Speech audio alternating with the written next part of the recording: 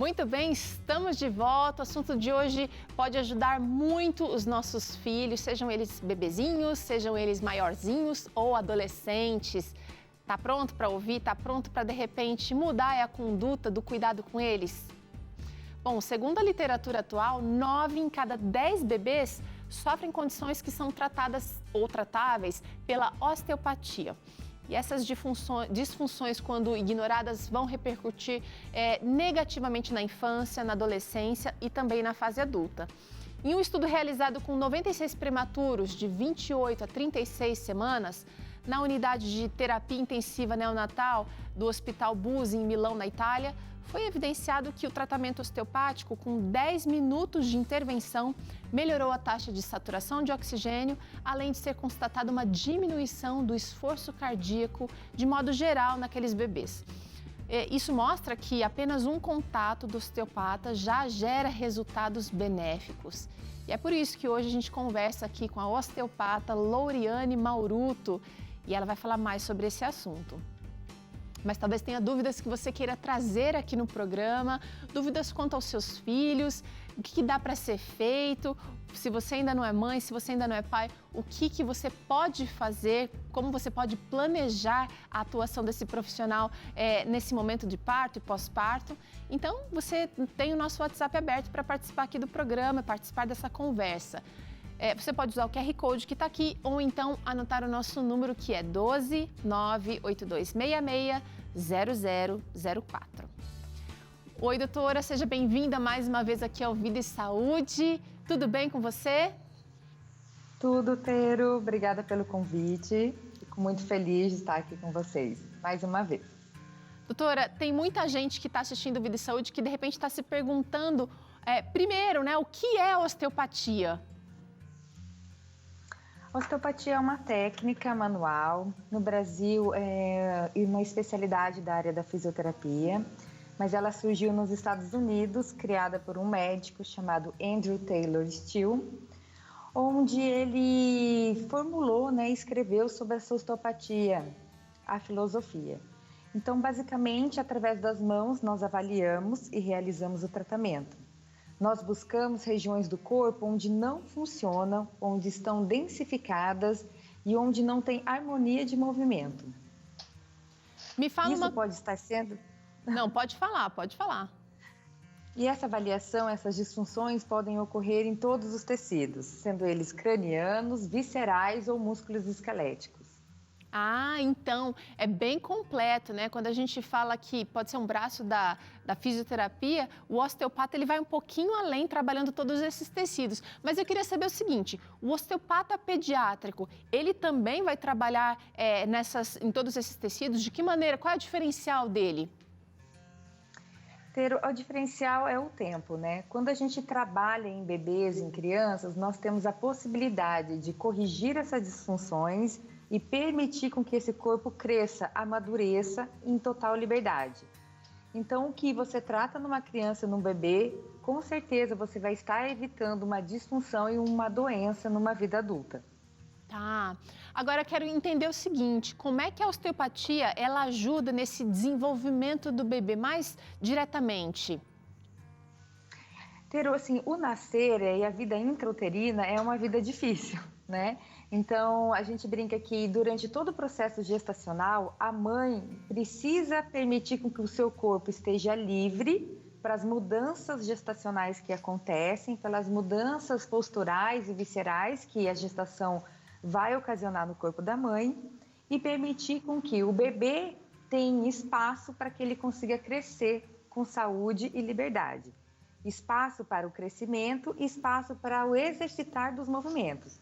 Porque é na vida intrauterina que o bebê treina os seus reflexos de sucção, que é o reflexo que ele vai estar utilizando na mamada, que são os reflexos de movimentos simétricos de braços e pernas, o movimento de desenrolar do corpo, tanto em flexão quanto em torções. Então, a vida intrauterina é muito importante para que o bebê se desenvolva e treine esses movimentos. Então, todo o movimento que ele realiza nos primeiros 30, 60 dias da vida foi treinado e foi executado na vida intrauterina. Que interessante, nunca tinha parado para pensar sobre isso.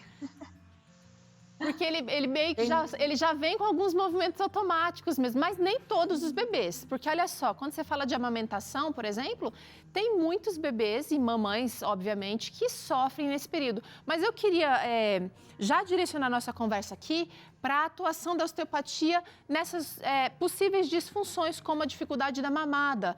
E eu vou tirar aqui uma por uma dessas atuações aqui da osteopatia e queria que você comentasse. Olha, por exemplo, muitos bebês têm refluxo gastroesofágico. Tero, essa é uma das principais procuras ao tratamento osteopático. O refluxo gastroesofágico ele pode aparecer desde as primeiras semanas, mas ele se acentua no segundo mês de vida, porque o bebê melhora o padrão de sucção, então ele cresce, ele consegue mamar melhor e mais eficiente, em maior quantidades. Então é onde esses padrões de refluxo acontecem com mais frequência. Então o que nós temos que entender é que o refluxo ele vem de uma disfunção que pode ser realizada, ser gerada desde o movimento de sucção e também no trajeto, né? Então esse esôfago vai estar passando por dentro do tórax, passando pelo diafragma e chegando até o estômago. Então essa maturidade tecidual, ela pode ser auxiliada quando a gente libera as tensões desses tecidos, a coordenação e as tensões dos tecidos. Olha que interessante, se eu soubesse disso quando eu tive meus filhos, viu, doutora? Olha aqui, outro pesadelo de muitos bebês e também, consequentemente, dos pais, são as cólicas e gases excessivos que tornam o bebê manhoso, não manhoso no sentido assim pejorativo, né? Mas um bebê que chora muito, um bebê que sofre muito. Essa é a palavra, né? O bebê sofre realmente com essas disfunções. Nós temos que entender que o bebezinho é um corpo em formação, é um corpo em maturidade. E crescer e amadurecer não é um processo fácil. Se a gente pensar que a cabeça do bebê, ela cresce do nascimento até 1 ano 4 vezes. Então, é muito desgaste energético e físico, né? Então, o bebê nasceu, mas os tecidos continuam em amadurecimento. Essa parte de cólicas é necessário, primeiro, que ele tenha uma adequação de uma macrobiota, então ele fica na vida intrauterina engolindo aquele aquele líquido amniótico, e ele tem as bactérias, o sistema para digerir. Então ele engole aquilo, ele digere e elimina. Quando ele mama, ele precisa se adaptar a esse novo alimento, conseguir engolir, se saciar e também a digerir esse processo. Além dessa questão de macrobiota e processo de digestão, nós temos uma questão de amadurecimento dos tecidos peritoneais. Então, o intestino ele também vai crescer e ele precisa sofrer um amadurecimento. Então, nós podemos ter aderências, fixações, dificuldades na motilidade desse sistema intestinal. Isso gera muito desconforto. Por isso que o bebê bate muito a perna, né? Porque bem no ligamento inguinal, ali na virilha, é onde formam as alças intestinais. Então, quando ele contrai a barriguinha, retrai as pernas, ele está se automassageando a parte inferior da barriga.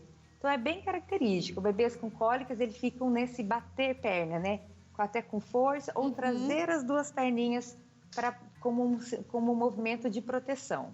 E a osteopatia pode ajudar nessa situação também. Muito, né? É o que a gente mais tem um resultado muito eficiente quando a gente libera essas alças intestinais, ajuda esses tecidos se movimentarem e que proporcione com que eles consigam crescer e amadurecer, sem disfunção. Ai, que maravilha! Dá uma olhada nessa outra atuação aqui da osteopatia pediátrica, o sono do bebê. Muitos bebês parece que têm dificuldade, que parece que não sabem dormir e ficam irritados. E tem bebês que, pior, né, trocam o dia pela noite. Então, os pais que às vezes, no caso do pai, né, tem que trabalhar no dia seguinte, passa a noite ali na sofrência junto com o bebê. É interessante a gente falar sobre isso, porque é normal já do bebê de 20 dias entrar num padrão de sono noturno maior do que o sono diurno. Então é super importante os pais criarem ambientes para que isso aconteça, né? Deixar a casa toda mais silenciosa, proporcionando esse ambiente mais adequado para o sono. E também entender que não é normal o bebê durante a noite, mesmo recém-nascido, acordar de 2 em 2 horas. Então, é preciso sempre estar buscando uma equipe multidisciplinar para estar ajudando eles nesse processo. Porque o bebê consegue fazer sonos de 3, 4 horas e isso deve ser um sono noturno natural, né?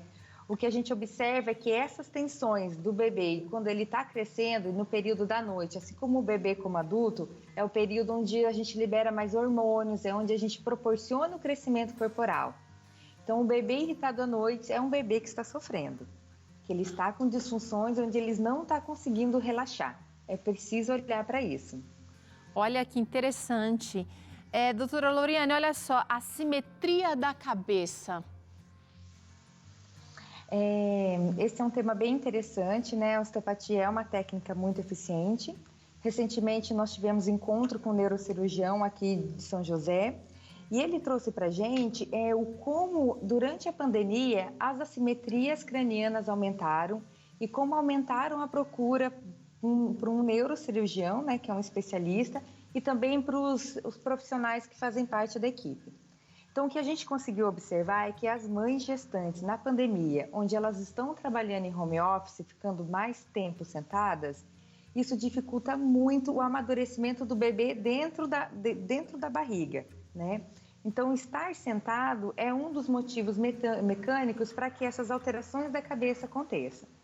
Lembrando que o bebê está se movimentando dentro do útero, ele precisa fazer essa movimentação livre. E quando ele fica parado numa única posição, então, o meu bebê está parado desde a 32ª semana e ele não saiu mais dessa posição, com certeza é um bebezinho que vai vir com uma alteração craniana. Porque ele vai ficar nessa posição na mamãe e os tecidos vão crescendo sobre essas pressões. Então, esse amadurecimento tecidual acaba vindo com alguma alteração, com alguma deformidade. E lembrando que a bacia da mão está aqui, o bebê vai encaixar dentro dessa bacia. Quando a mamãe caminha, é uma massagem da pelve, dos ossos pélvicos na cabecinha do bebê. Mães que ficam com essa bacia parada, o bebê vai se maturando dentro desse formato. Então, é muito importante que as mães se movimentem, que as mães se exercitem, para que a pelve se movimente e isso proporciona uma massagem também na cabecinha do bebê. Olha que interessante. Agora, eu estou pensando o seguinte, doutora, a gente não falou nada aqui de, por exemplo, os bebês nascidos por parto natural, que precisam, às vezes, os tecidos são mais molinhos ali, mas também é comum ver uma alteração no formato da cabecinha. A osteopatia também ajuda nesse momento?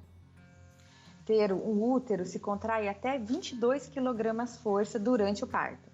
Uau. Então, é uma força muito forte, a gente nunca conseguiu parar para pensar, né?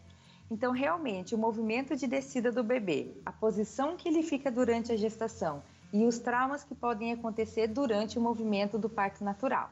Sim, isso é normal. A cabeça do bebê é formada por grandes placas ósseas, que até depois dos 30 dias elas começam a consolidar, e isso vai até aos 21 anos, que é a consolidação da calota craniana. E essas placas têm esse formato de fluidez, né, que elas são soltas justamente para que elas possam se deformar e passar pelo canal do parto. Eles se deformam e muitas vezes eles não têm a capacidade, a força de voltar. Então, a gente fala que o tecido craniano, né, a calota craniana e dentro o cérebro é o grande motor de crescimento. A gente precisa permitir que essas escamas ósseas fiquem livres para que o motor do crescimento, que é o nosso cérebro, consiga crescer sem nenhuma disfunção, sem nenhuma compressão. Quando o bebê cresce com essas deformidades ósseas, a gente também vai ter deformidades orofaciais. Então, olhinhos mais tortos, um maior, outro menor, cavidade da boca, do fundo do nariz, do fundo dos olhos. E isso vai ocasionar algumas disfunções na vida adulta, como deficiências auditivas, problemas na sucção, na mastigação, na fala, né, para gesticular algumas palavras, alterações na alfabetização, dificuldade no aprendizado. Olha! Aí as funções vão se prolongando. Vai longe, mas eu quero voltar um pouquinho para que você fale um pouquinho sobre a dificuldade de sucção e deglutição durante a amamentação, que também é uma realidade para muitas mães e muitos bebês. Na verdade, um pesadelo, porque gera frustração. Às vezes aquela mãe, ela teve o sonho da amamentação, ela se preparou, ela fez curso, ela fez... mas aí não acontece. Como é que a osteopatia pediátrica pode ajudar nessa situação? Nossa, esse é um assunto muito delicado quando a gente fala de alimentação, né? Quando a gente parece que a única relação entre a mãe e o bebê é essa relação, né, da alimentação, eu alimento meu filho. Então é um assunto que a gente tem que ter muita delicadeza, muita empatia e muito amor por essa mãe e esse bebê, né? A gente tem observado que os bebês estão vindo com bastante dificuldade essas relações, né? A pandemia pode ser um dos fatores do nível de estresse e isso também gerar uma dificuldade de relacionamento entre a mãe e o bebê, mas algumas alterações reais, anatômicas, né? Primeira coisa é o freio oral, né? Nós temos uns ligamentos cartilaginosos embaixo da língua, que é o freio labial superior, inferior e das mucosas laterais. Quando esses tecidos vêm muitos espessos ou muito maior do que esperado, eles vão impedir o movimento da língua. Então, para fazer a sucção, o bebezinho ele precisa, né, ter a capacidade de abrir bem a boca, jogar bem a língua e da língua engolir todo o areolo da mãe para poder trazer o leite para dentro. É um movimento bem complexo, onde ele tem que ter a capacidade de abertura, a mandíbula dele tem que abrir bastante, se projetar para frente e essa língua ter toda uma liberdade de movimento, que é uma liberdade que é essa sucção completa. Então, para isso acontecer, ele precisa ter essas estruturas anatomicamente íntegras, né? E é nisso que a osteopatia pode vir ajudar bastante, junto com uma odontopediatra, uma fono, consultora de amamentação, uma equipe multidisciplinar pode estar auxiliando muito essa família. É um trabalho multidisciplinar, tá? Mas o que a gente observa é que a gente, com o tratamento manual e osteopático, a gente consegue permitir e às vezes até ensinar esse bebê a fazer a movimentação correta. Olha que legal. Porque todo aprendizado de sucção é na vida intrauterina. Então, às vezes, uma linguinha presa, ele aprende o movimento de sucção de uma forma incorreta. E depois que é feitas as correções, a gente precisa reeducá-lo a esse movimento. Muito bom, dá vontade de ficar falando aqui o tempo inteiro, né? Mas vamos seguir em frente, porque... E quando a disfunção é respiratória, quando tem asma, tem bronquite? Esses são os sintomas onde o meio ambiente ele vai ter um fator de intervenção muito forte, né? Desde o meio ambiente que o bebê foi exposto logo ao nascer e ao seu desenvolvimento. O fator pode ser climático, o fator pode ser alérgico, o fator pode ser viral, também é um sintoma que tem uma relação viral muito grande. Quando isso acontece de forma crônica, a osteopatia ela tem uma função importante, que é não deixar com que esses tecidos se espasmem, se densifiquem. Então, a gente, através das mãos, consegue permitir com que esse corpinho tenha fluidez desses tecidos e não, devido aos processos inflamatórios e crônicos da bronquite, da asma, essa densificação, essa fibrose desses tecidos de via aérea. Eu acho que é aí que a atuação pode ser mais eficiente. Quero que você fale um pouquinho agora, doutora, sobre as alterações motoras, os movimentos daquele bebê, daquela criança em desenvolvimento. Quando o bebezinho nasce, ele vai ter os seus reflexos primitivos, que são movimentos de reflexos de sobrevivência, onde ele não precisa pensar e elaborar conscientemente, como o movimento da sucção, como o movimento de elevação da cabeça, né? Ele precisa levantar a cabeça para poder mamar, que a gente fala que ele fica igual um pica-pau, assim, né? Procurando o seio da mãe. Ele precisa ter movimentos de rotação do tronco, e movimentos também de proteção, como o reflexo de Moro, onde ele leva um susto e elevar as mãozinhas. Então, todos esses reflexos são reflexos não conscientes, são reflexos primitivos. E através desses reflexos que ele vai criando e desenvolvendo os seus movimentos de coordenação. Quando eu tenho um crânio muito assimétrico e aquelas compressões cranianas, isso vai impactar diretamente nesses reflexos. Tanto quando eles não se integram, né, quando o bebê já é grande e ele ainda tem esses reflexos de forma descoordenada, e também quando ele vem com uma disfunção, ou esses reflexos baixos, né, sem muita atuação. Então é super importante estar atuando, porque toda a parte de poder de sucção, se movimentar para poder se proteger de possíveis regurgitações, se proteger dos sustos, essas primeiras movimentações vêm desses reflexos, eles precisam ser integrados, corrigidos e desenvolvidos. Doutora, antes de você falar sobre o último aqui, eu queria que você falasse também quando é a hora dos pais procurarem a ajuda de um osteopata. Em outros países, a gente já tem um osteopata no hospital e muitos deles trabalham na sala de parto e também na parte de pediatria. Então, é muito normal na França, na Inglaterra, na Alemanha, nos Estados Unidos, onde os osteopatas são médicos, eles atuarem nesse primeiro momento de chegada do bebê. O que eu observo aqui em São José, em especial, é que a gente está tendo uma equipe muito interessante e essas intervenções estão acontecendo o mais breve possível. É importante que quando o bebê tem muitas disfunções cranianas, ele procurar tratamento antes dos 20 dias. Porque depois do 20º de 20 a 40 dias, o bebê já começa a fixar algumas estruturas ósseas. Aquelas placas escamosas começam a se fixar, a se fundir. Então, nosso trabalho vai ficando cada vez mais restrito. Mas, de 20 dias até 40, 50 dias, a gente consegue fazer uma boa atuação. Legal. Bom tratamento osteopático. Legal. Última atuação da osteopatia pediátrica seria torcicólogo, das que a gente trouxe aqui, mas eu imagino que existam outras também, né? Sim, Tero. Aquelas disfunções cranianas, elas podem vir quando o bebê se desenvolve dentro da barriga, quando ele fica muito tempo na mesma posição, ele vai ter um desenvolvimento assimétrico da caixa craniana. Ou esse bebê, ele nasce, tem umas disfunções cranianas na hora do parto, ou através de posição, do mau posicionamento. Quando o bebê só fica de um lado, só fica numa posição, essa cabecinha vai crescendo de forma assimétrica, que a gente fala que são as assimetrias posturais. Essas assimetrias posturais, elas vêm muito relacionadas com os torcicolos. Então, o bebê fica com a cabecinha assimétrica e ele vai buscar essa proteção, que são esses torcicolos posicionais. E nós também temos os torcicolos congênitos, quando o bebê vem com uma alteração anatômica, um bloqueio neural desse plexo e ele já nasce com esse torcicolo congênito. Essas são alterações um pouco mais difíceis, onde a gente precisa de uma equipe multidisciplinar, mas a gente sempre tem que tratar para buscar o conforto, porque isso aqui gera um desenvolvimento inadequado, visual, de deglutição e também gera muita dor e desconforto, porque a gente vai ter um espasmo muito grande de toda a musculatura, né? Agora é o seguinte, não é todo osteopata que está habilitado a fazer essa atuação na pediatria, ou todos teriam condições? No Brasil, as formações de osteopatia não incluem a osteopatia pediátrica no currículo, né? Então, os osteopatas se formam e não têm esse contato com a osteopatia pediátrica.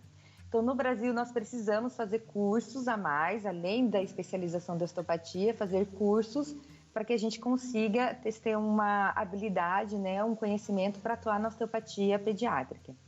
Agora nós estamos tendo muitos cursos internacionais de osteopatia pediátrica vindo até o Brasil. Muitos profissionais agora estão... A osteopatia do Brasil está crescendo muito, porque esses profissionais estão vindo. Graças a Deus.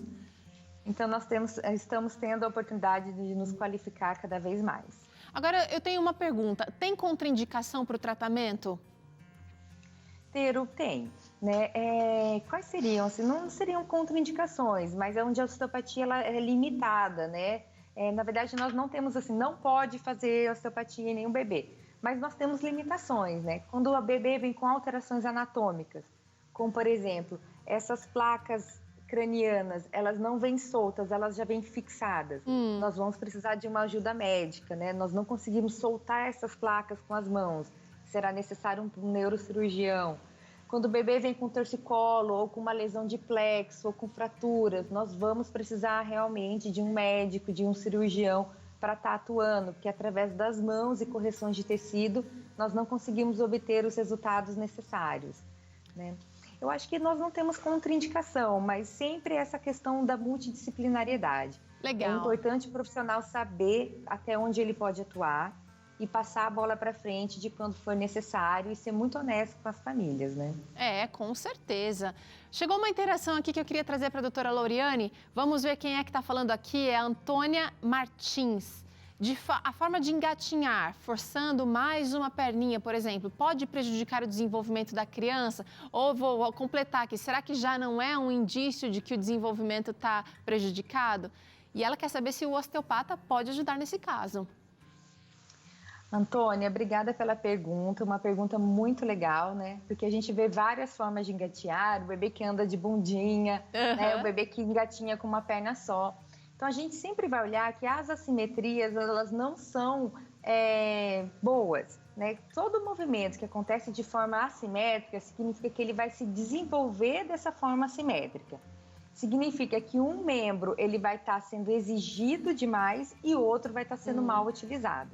Então, esse desenvolvimento de quadril, perna, de forma assimétrica e também o aprendizado motor do bebê de forma assimétrica é prejudicial. Com certeza vai desenvolver ou lesões nesse quadril que foi exigido demais, onde ele hipermovimenta, esse tecido vai se desgastar, esse tecido um dia vai sofrer, e o outro que não foi muito utilizado. Então, essa assimetria de aprendizado motor também significa que é um desenvolvimento cerebral, e isso precisa ser corrigido. Né? Olha, gente, ela está trazendo aqui situações inusitadas. É claro que tem coisa que acaba se corrigindo, mas tem coisas que a gente vai ver o prejuízo só lá na frente. Só, como ela disse aqui, na alfabetização, de repente na adolescência, de repente na vida adulta. Então, vale a pena buscar ajuda e eu quero convidar você para acessar o perfil da doutora Loriane, @Loriane, com E no final, Mauruto, com 2 T's, @Loriane Mauruto no Instagram. E você vai conhecer, você vai poder aprofundar um pouquinho mais no que ela trouxe aqui. Hoje foi só uma pitada, mas foi muito legal. Eu quero te agradecer pela participação mais uma vez aqui no Vida e Saúde. Eu quem agradeço, Tero, pela oportunidade. É sempre bom falar sobre a saúde e levar informação a todos. Com certeza. Bom, a gente vai fazer um intervalo agora. Na volta, tem o penúltimo episódio do quadro Remédios Simples para Problemas Comuns. E a repórter Ana Mintureta traz dicas para tratar a fadiga. E hoje aqui no programa ainda tem soufflé de legumes para a gente fazer junto aqui. Não sai daí não, que Vida e Saúde volta já já.